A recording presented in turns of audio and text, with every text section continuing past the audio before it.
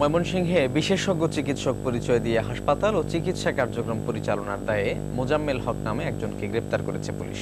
পরে তাকে ৬ মাসের কারাদণ্ড দিয়েছেন ভ্রাম্যমাণ আদালতের নির্বাহী ম্যাজিস্ট্রেট।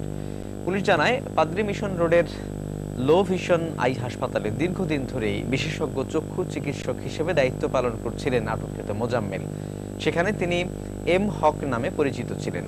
তার বিরুদ্ধে ভুল চিকিৎসা সহ নানা ধরনের অভিযোগ রয়েছে। এরই প্রেক্ষিতে আজ দুপুরে পুলিশ ও ম্যাজিস্ট্রেটের সমন্বয়ে হাসপাতালটিতে অভিযান চালায় ভ্রাম্যমাণ আদালত। এ সময় তার চিকিৎসক সনদ সহ অন্যান্য কাগজপত্র জব্দ করে হাসপাতালটি সিলগালা করে দেওয়া হয়। পরে তাকে ৬ মাসের কারাদণ্ড দিয়ে ৫,০০০ টাকা জরিমানা করেন আদালত।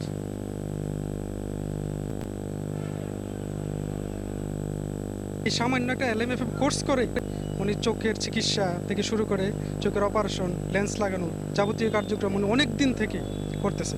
এর আগে উনি জেল কাটছেন, কিন্তু উনি আমাদের প্রশাসনের বা আইন শৃঙ্খলার কোনো কিছু কর্ণপাত না করেই উনি ওনার অপচিকিৎসা চালিয়ে যেতেছেন।